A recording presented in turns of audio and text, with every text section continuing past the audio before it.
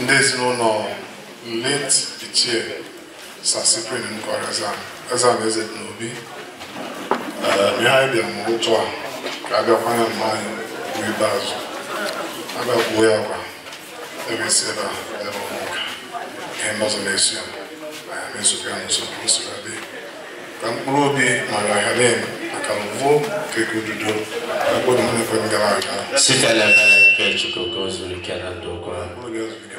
Amen. You know, can I tell you, come out? No. What's all let us recognize the family of the states. We are saying,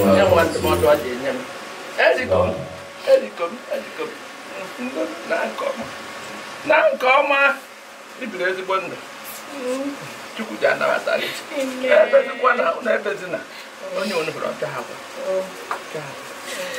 o cha akwa dika cha akwa akwa ndala ebezina o ne ko wa bele yo mana o ne ebezina onu ne taria o ni ne taria bi me ba akwa mana e ba o ni ne taria gbari am pa ni ne nwa na gbari ne wa ne so o ji anwa na o gbari sin ne ji anwa ji anwa o ji anwa na o ne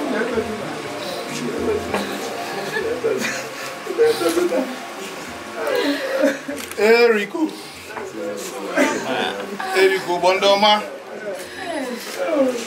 Erico Bonagana IC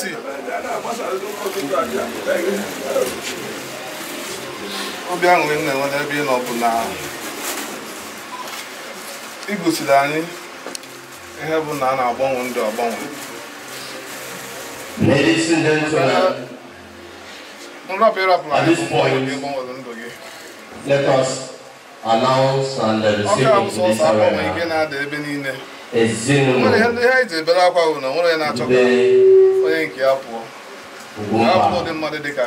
led by the traditional Prime Minister of Father Zinu, the regent,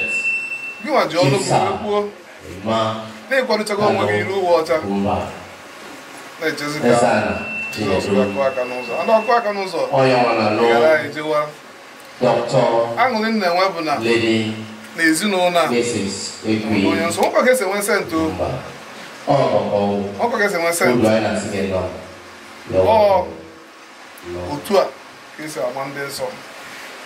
And Belambuna, I got Belanayo. One year, I'm beginning and Duba, and Ezia because Brian. I know Okuma. I can't know any of the new another page of no, never want it. About one of it. There might ever in Chennai, Yama one, Nambu. But then of the moon, because I can't be Maria Helen, can't be Sitela Bele Kechuko Kozuri Kenando. Amen.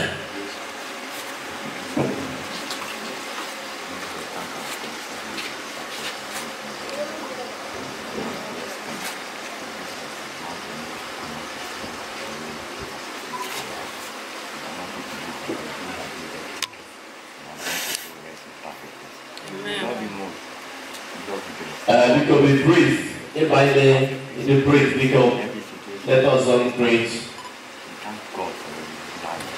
How you spent a very good life on me. You paid out. I want you to get back. You have one of the open here, but you want to have good one. It is a little more new line, and you're going to be in support to our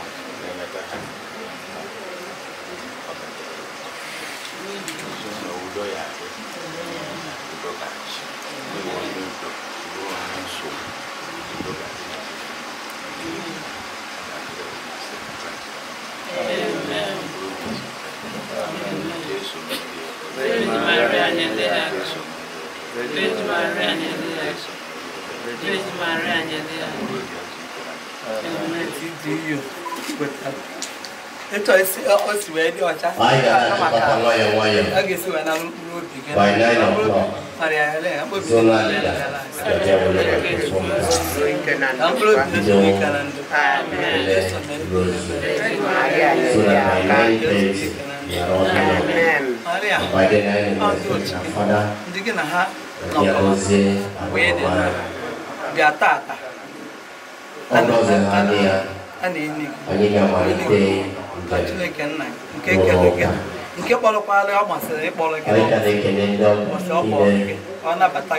all those who are trying to identify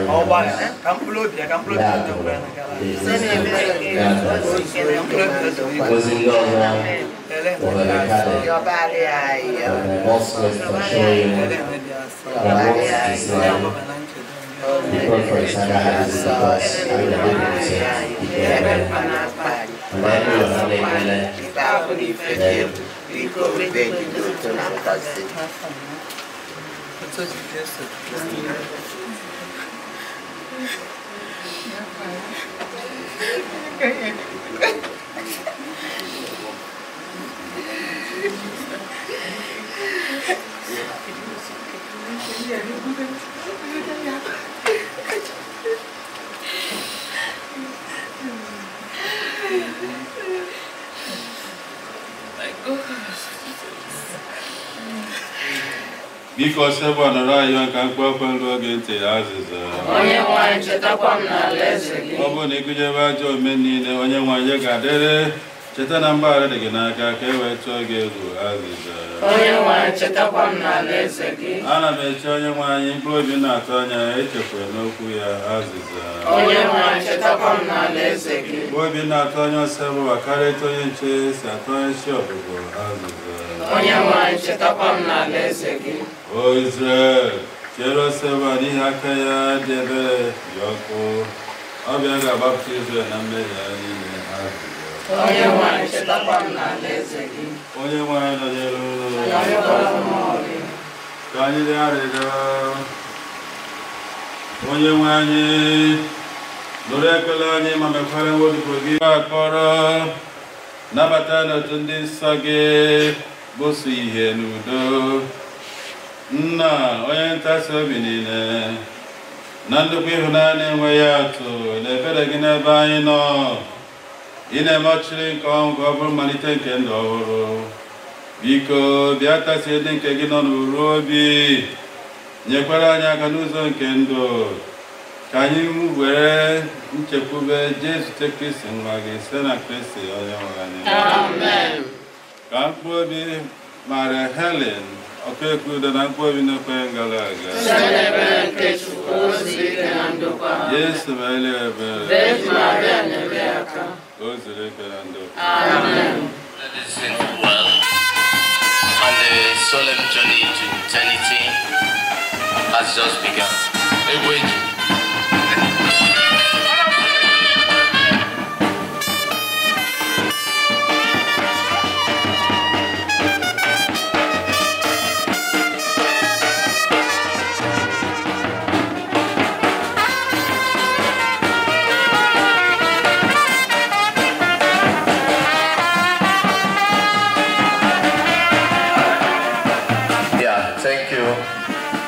Thank you.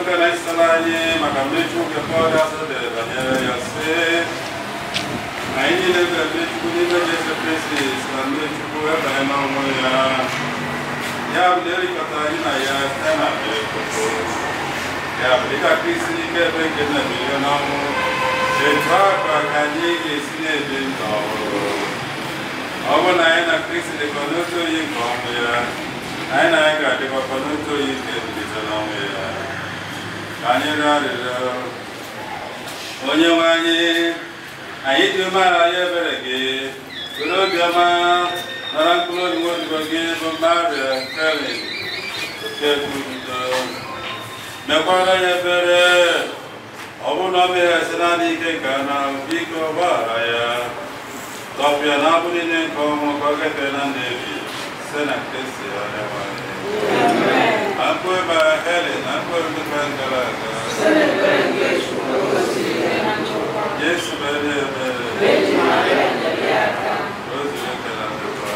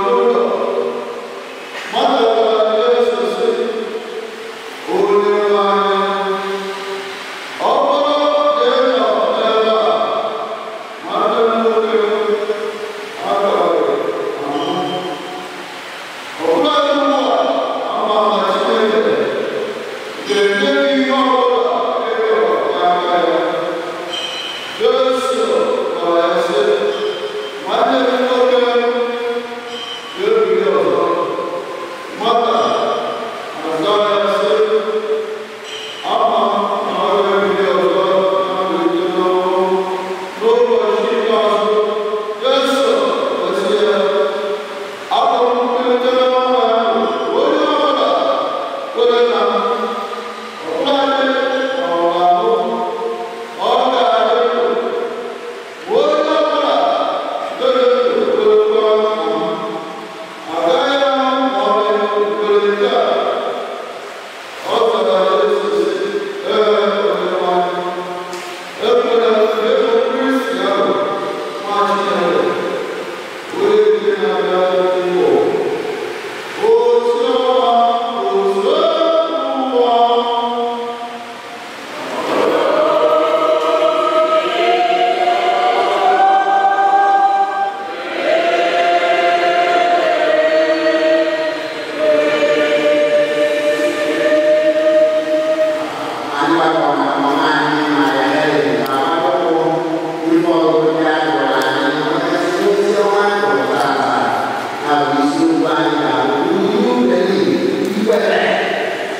Before we get one, Romans chapter 5, from verse 5, as I didn't buy a million, Jesus for us, the willing by pastor, and you bring the of God, yet he died for us.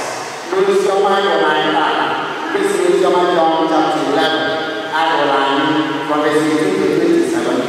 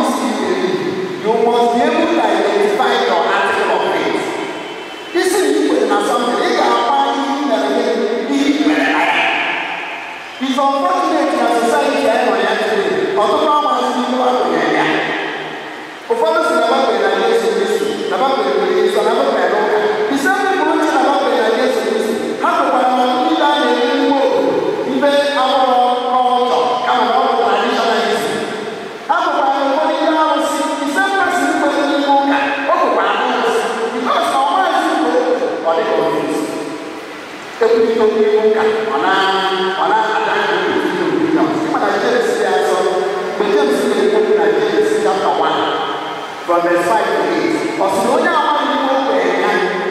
Because after all, you would have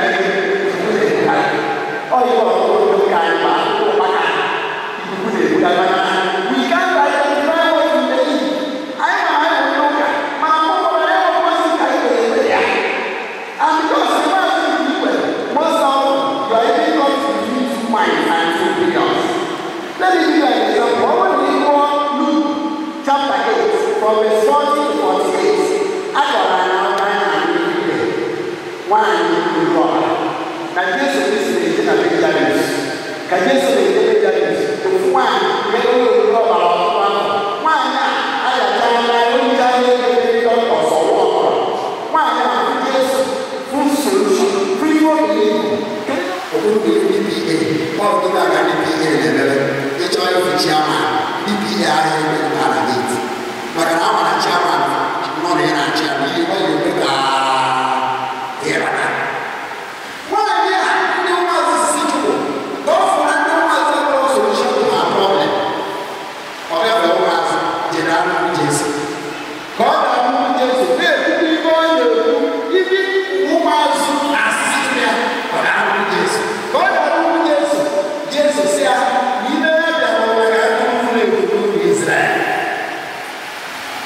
Why?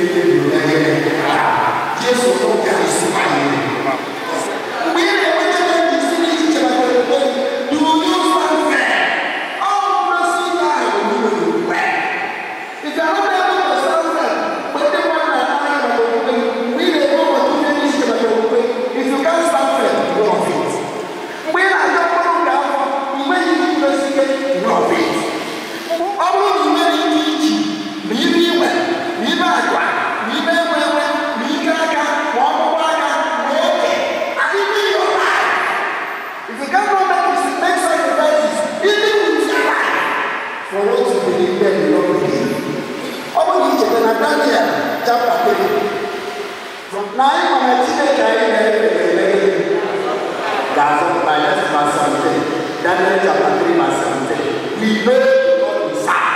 I'm on that side. Now verse 18, verse 6. All going also I hate by time, but I am Alice. This is the main sacrifice. So we are very simple. He can't.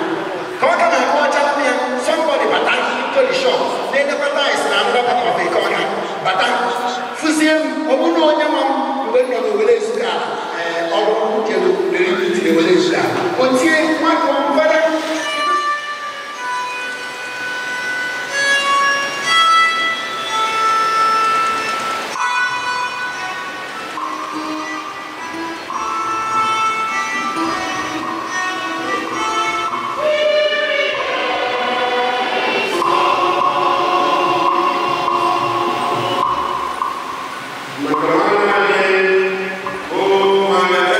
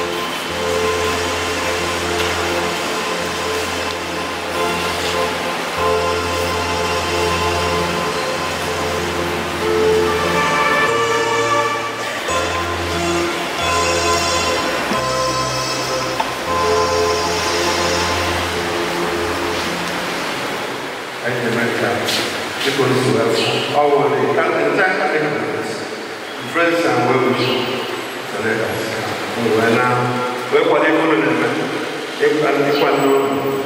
what it goes or just, if all those they were there, what's the yes? Thank you for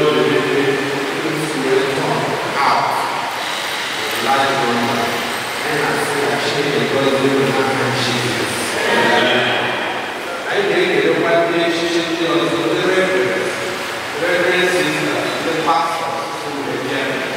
I actually was there with my Jesus. I made a road at the traditional prime, the radiant of others.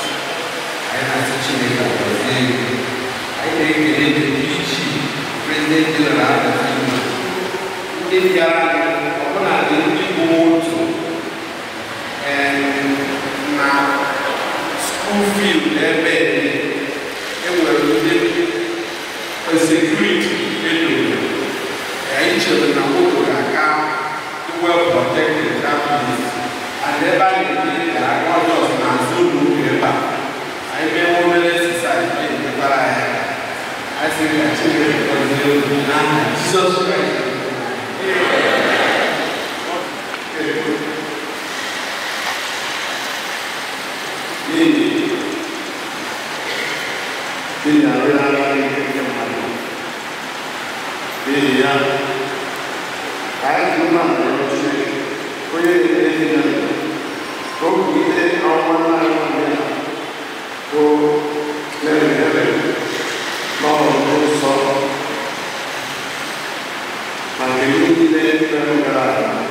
Come siete l'ipotesi pandemia, voglio non passare, una volta non deve andare papà, non deve fare il buoneggiato.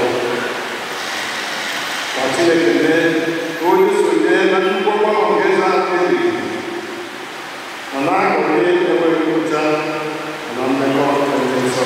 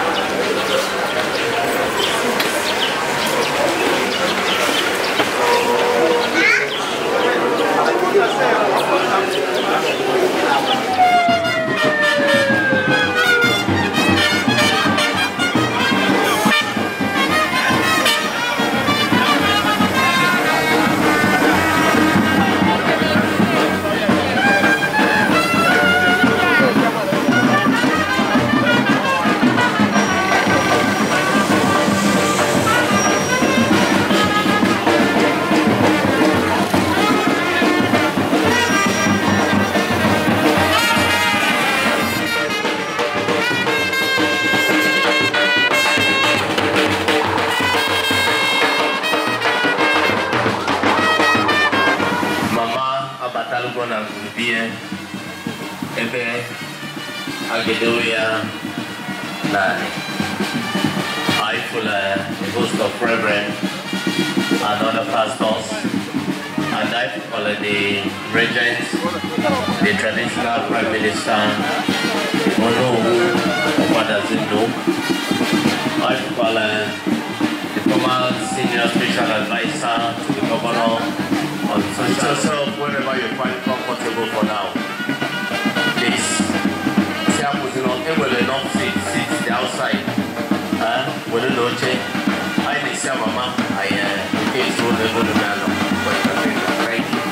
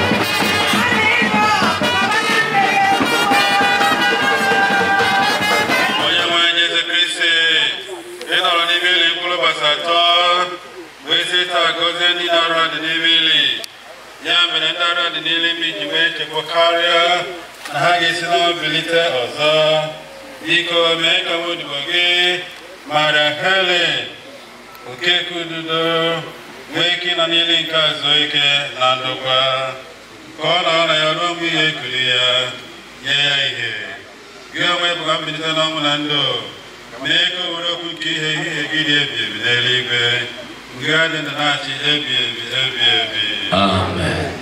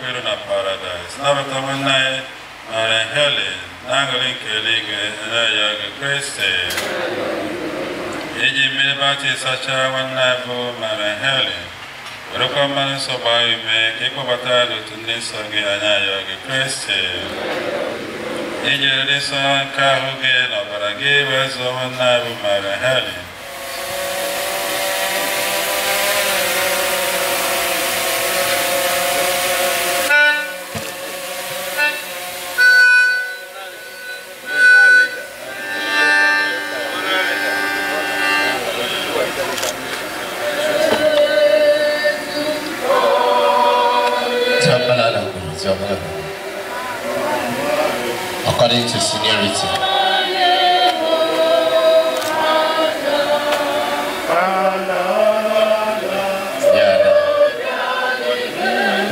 We are pulling the line.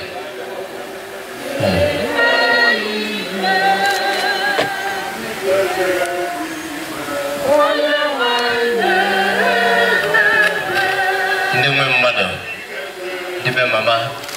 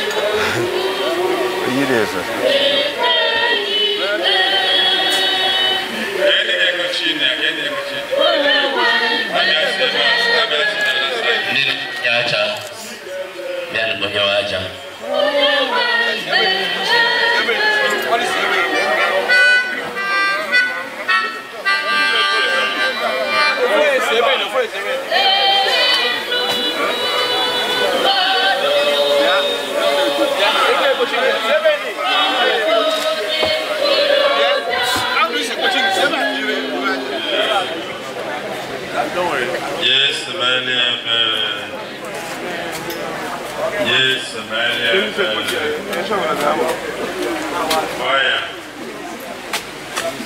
Well, that's all.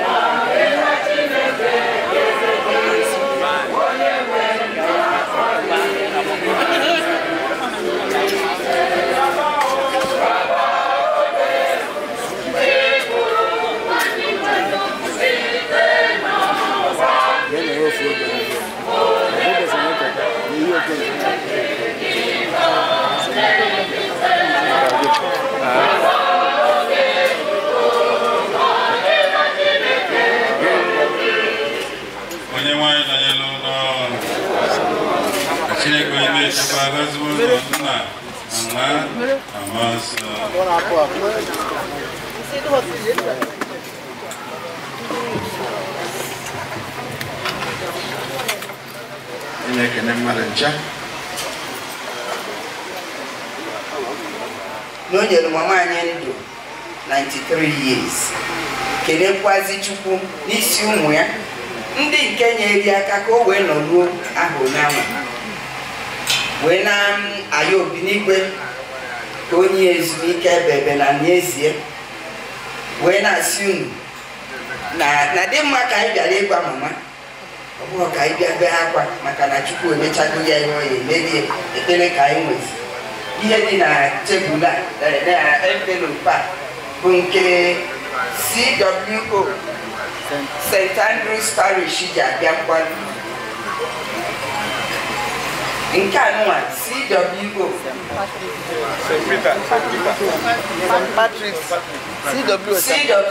St. Patrick's Zone maka na etu anyị si anọ n'otu anyị etu anwakwa ka anyị si abịanya bụ mgbaru ka mkpụrụ obi Maria Helen ka mkpụrụ obi ndị niile kwenu gara aga nke Chukwu azụike na ndokwa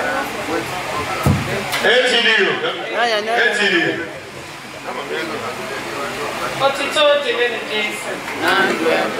Biko ndị oke kwubido ndị nọkwazi n'ilu n'ugbo ATDU Women General.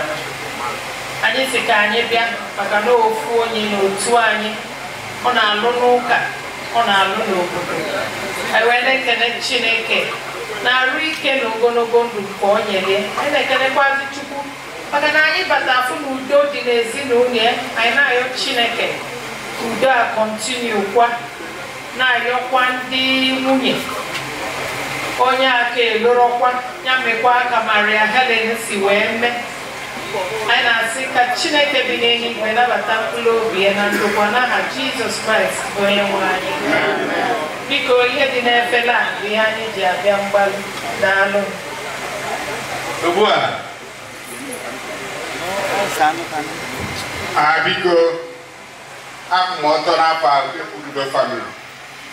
When they can, and then on where you were, St. Patrick's Zone as a body, ATDU Women General, CWO St. Andrews and CWO St. Patrick's Zone. Nakwadun Yalinya, I have to go even Makamai, witnesses to her life. So I can do that. Thank you.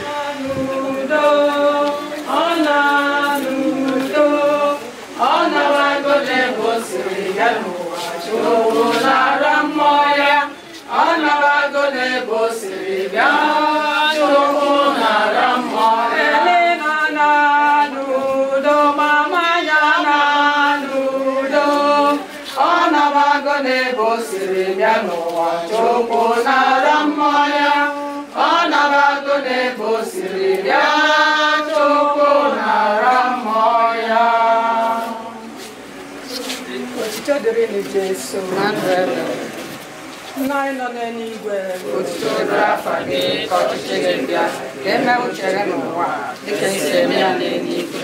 Nye anyị tata nri nke ụbọchị anyị, gbaghara anyị mmehie anyị dịka anyị si gbaghara ndị mehiere anyị.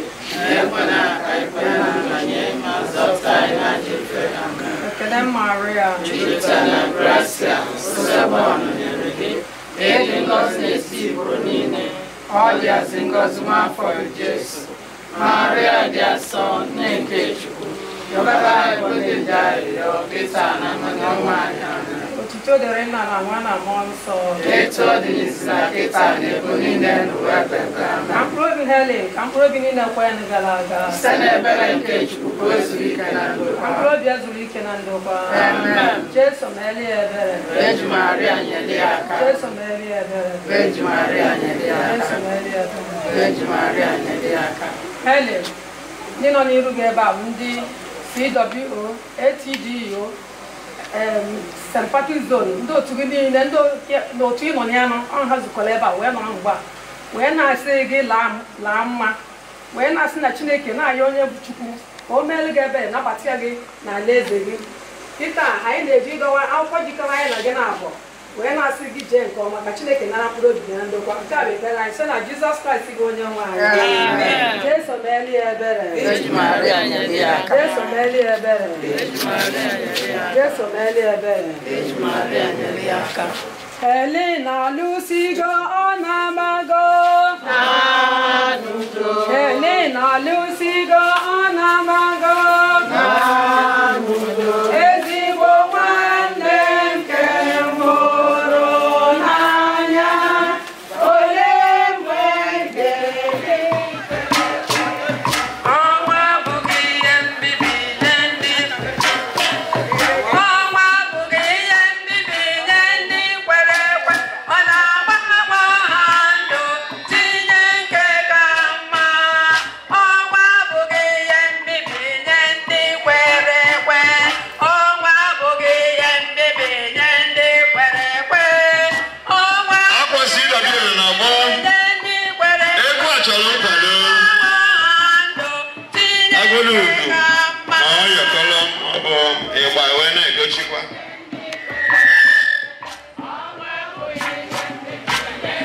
kwere ekwe. Ọnwa abụghị ihe mbibi nye ndị kwere. Ọ na-agba ha ndụ tinye nke ka mma. Gbanwere m ọnwụ, nyeghachi m ndụ. Ebe ụwa mata n'igbochi m n'ezie. Megọnụ kwe ukwe. Mmadụ ka ọ bilite nkiri. Tani gbaghere anya ọnwụ, nna anyị nyeghachi anyị ndụ. Mama ụmụ ga na-ebe akwa, mama anya. Mama ịmakụ na-ebe akwa, mama. Mama ọdị na-ebe akwa, mama anya. Mama Ọnwa ego otu vagaba wetara fa.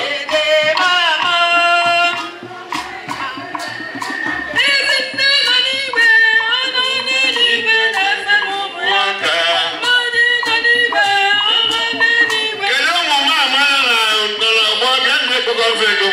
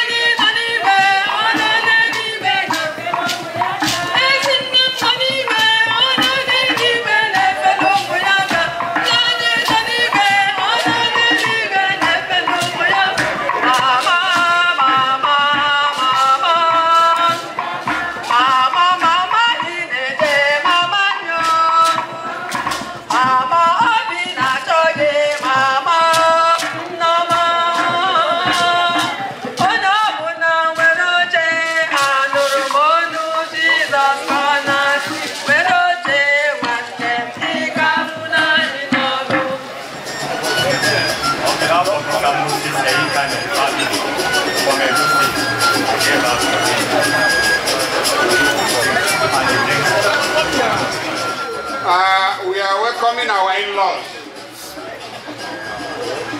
Mr. and Mrs. Eikamem, all the way from Edo State. You are welcome to it, yes. And to, commiserate with us on behalf of for the death of your in-law and our wife and our mother. So we thank you. I saw you since yesterday here. Yes. You are very welcome. You are very welcome. Thank you very much. And then even all the way from Edo State, where we are in our Kasi Ayodi, Kasi Kwe, Owebodi, Okavanwaimu, Munyaimu, Mawaimu, Awesi Kapabia Saido. You are very much welcome. We are praying that you go home safe. Yes. Thank you very much. The family thank you especially for your Moses, for the Eikamem family. Thank you. Yeah. All the way from Edo State.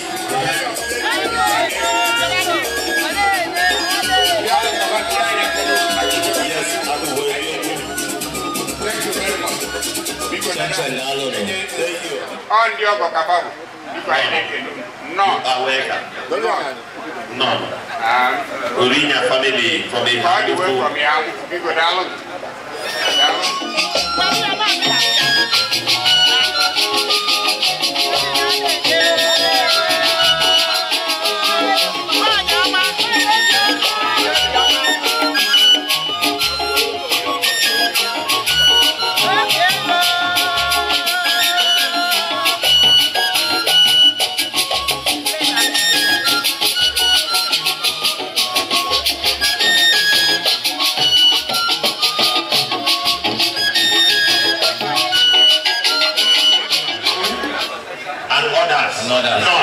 And also, under the local believers association of another Bogota. And then you got a microphone. No. Come on, where you are. You're welcome, sir. The chief security on Misha North, on Misha South. You're welcome. Hey, Ben Jack Afukwe, all my friends. Sajo,